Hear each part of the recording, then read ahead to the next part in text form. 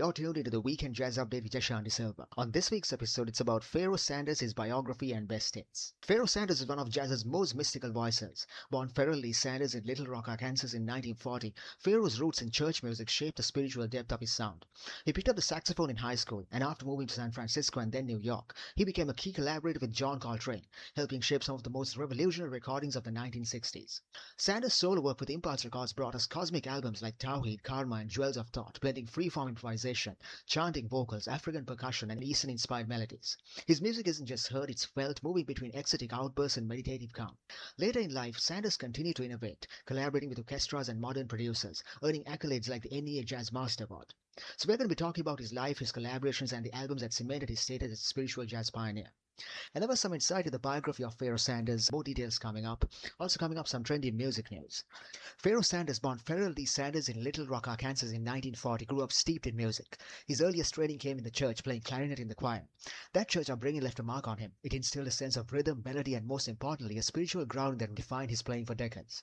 In high school, he switched to saxophone. It didn't take long for his unique voice to emerge, big, raw, and capable of both tender lyricism and explosive intensity. In the early 1960s, Sanders moved west. It was there that he adopted the name Pharaoh, reportedly suggested by Sun Ra, the legendary cosmic band lead who believed in the mystical powers of music. His playing would come to feel like a journey through the ancient temples and astral planes, full of mystery, intensity, and devotion. Sanders' big break came when he joined the John Coltrane ensemble in 1965. He played on albums like Ascension and Meditations, absorbing Coltrane's revolutionary sheets of sound approach. But Sanders didn't just imitate, he expanded it. Where Coltrane's tenor was powerful and searching, Sanders' voice added multiphonics, a technique where he could sound like more than one instrument at once. Fellow free jazz pioneer Albert Ayler famously said, "Train was the father, Pharaoh was the son." That says it all. Sanders carried the touch of spiritual exploration while forging his own path. By the late 1960s, Sanders was recording for Impulse Records, the label synonymous with cutting-edge jazz of the era. His first albums there, including Tawheed and Karma, began defining what would become known as spiritual jazz, a blend of free-form improvisation, Eastern-inspired scales, African percussion, and sometimes chanted vocals. On Karma, for example, Sanders collaborates with vocalist Leon Thomas, whose yodeling chants atop Sanders' two-chord vamps create a transcendent, almost hypnotic atmosphere. That track, The Creator Has a Master Plan, became iconic, an anthem of cosmic joy and spiritual searching, stretching over 30 minutes yet feeling intimate and immediate. Throughout the 1970s, Sanders' output reflected both experimentation and devotion. Albums like Jewel of Thought, Deaf, Dumb and Blind, and Thembi alternated between ecstatic free-blown solos and serene meditative passages. He drew on African rhythms, Eastern modal structures, and improvisational freedom, balancing intense energy with spiritual calm. His ensembles often included longtime collaborators like pianist Lonnie Liston Smith, bassist Cecil McBee. The music was complex, but it always carried a human touch. Listeners could feel joy, reverence, and sometimes a sense of longing.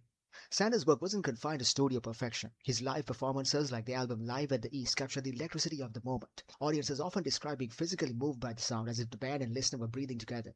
Even in these extended improvisations, Sanders' goal was clear: music as a conduit for connection, a spiritual experience rather than just a display of technical prowess. The 1980s and beyond saw Sanders adapt while staying true to his vision. In his later years, he collaborated with modern producers and orchestras, most notably Prominence in 2021 with the Floating Points of the London Symphony Orchestra, a breathtaking orchestral suite showcasing that even at 80 his creativity remained boundless. Sanders' influence is enormous. He shaped the free and spiritual jazz movements. Sampling artists have drawn from his hypnotic riffs and meditative motifs. On this week's episode, it's about Pharaoh Sanders, his biography and best hits. Now it's time for some trendy music news.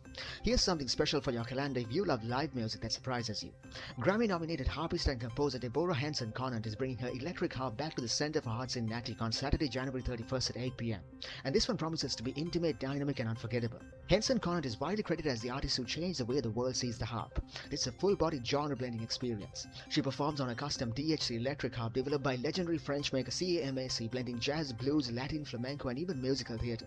Add her voice, storytelling, and signature humor, and you get a show that feels personal and alive. The Austin-American statesman puts it perfectly, calling her performances dazzling with gorgeous jazz pop singing, sharp comic timing, and impressive songwriting. After touring across Europe, Deborah returns to TCAN, a venue deeply tied to her history and audiences. Her music now resonates worldwide, performed by orchestras and soloists across continents. Tickets are now available through the TCAN website. And there was some trendy music news on the Weekend Jazz Update with Jashanti Silva. We're going for a short break. We'll be right back after that. When we come back, we're going to be talking about some of Pharaoh Sanders' best albums of all time. Stay tuned.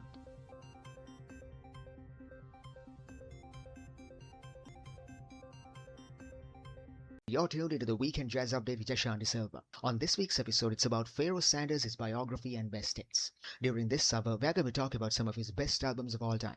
Here's a quick recap of what's coming up.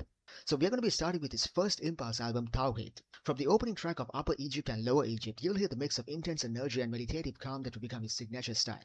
Then we move to Karma, featuring the epic The Creator Has a Master Plan with Leon Thomas's chanting vocals, a 33-minute spiritual journey that became an anthem of its era.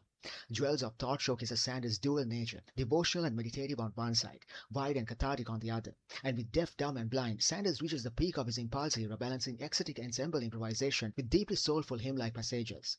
So we're going to be talking about the standout tracks, key collaborators like Lonnie Liston Smith and Cecil McBee, and the stories behind these groundbreaking records. And there was some insight into what's coming up during this hour, and this is the Weekend Jazz Update with Jashan Deserve. On this week's episode, it's about Pharaoh Sanders, his biography and best hits. During this hour, we're going to be talking about some of his best albums of all time. To start off with Tawhid, Sanders' first album for Impulse Records, released in 1967. Right from the opening track, Upper Egypt and Lower Egypt, you know you're in for a journey. This piece stretches over 16 minutes and showcases Sanders' signature velvet sandpaper tone, simultaneously warm, raw and otherworldly. The track features the incendiary guitar work of Sonny Sharrock, whose wild, almost screaming riffs intertwine with Sanders' sax to create a soundscape that's both ecstatic and meditative. You also hear Henry Grimes on bass, Dave Burrell on piano, and Elvin Jones on drums. The beauty of Tawhid is in its duality, moments of intense freeform improvisation giving way to gentle meditative passages, giving the listener both fire and calm in the same sweep. Next up, Karma from 1969, arguably Sanders' most famous work. This is the album that gave us The Creator Has a Master Plan, a 33-minute spiritual jazz anthem featuring Leon Thomas's unforgettable chanting and yodeling. Imagine a two-chord wham that somehow holds an entire universe together. Over it, Sanders' sax solo, sometimes raging, sometimes whispering, while Thomas's vocals evoke a cosmic chant that feels timeless. Karma isn't just about musical virtuosity, it's about transcendence. It's joyous, meditative, funky, and deeply human all at once. Critics have called it essential listening for any serious jazz fan, and it's easy to see why. It's not just music, it's a journey. Following Karma, we have Jewels of Thought, also from 1969. This album is fascinating because it shows Sanders' two sides in stark contrast. Side A, devotional and meditative, with Sanders' tenor floating over subtle vamps while Leon Thomas's chants and hypnotic cycles. Side B, Sun in Aquarius, takes a completely different path. It's where Sanders' raw, ecstatic energy takes center stage, with the ensemble trading waves of improvisation that can feel both chaotic and perfectly synchronized. And then there's Deaf, Dumb and Blind, released in 1970. Many critics consider this the peak of Sanders' impulse era. The album is split into two side-long pieces, each a journey of its own. The title suite, Deaf, Dumb and Blind, is joyful, almost telepathic. Multiple horns, including Hannibal, Marvin Peterson and Carlos Garnett, and layers of percussion make the sound dense and ecstatic, but it never feels cluttered. The B-side, Let Us Go Into the House of the Lord, is slower, devotional and deeply moving, a gospel-like expression of reverence and hope. It's here that you can really hear Sanders' mastery of contrast. The same musician who can create firestorms of sound can also touch you with delicate, almost hymn-like passages. Critics often remark on how the band breathes as one on this record, and listening to it live on record, it's easy to believe. What makes these four albums, Tawhid, Karma, Jewels of Thought and Deaf, Dumb and Blind, so special? It's the emotional range, the spiritual intensity, the human connection. Sanders could make you feel awe, joy, reverence and catharsis in a single album. Each record is a portal. You enter through the notes, the rhythms, the chants and come out feeling like you've been somewhere extraordinary. And the ensemble work, the way each musician contributes to this cosmic conversation, is part of what makes Sanders' work so compelling. You can always pick out the tenor sax, but you'll also notice the textures, the percussive pulses, and the interplay that gives him. So if you like your jazz with deep funk pockets and serious soul, listen up. The Blackbirds are heading out on a select East Coast tour this February.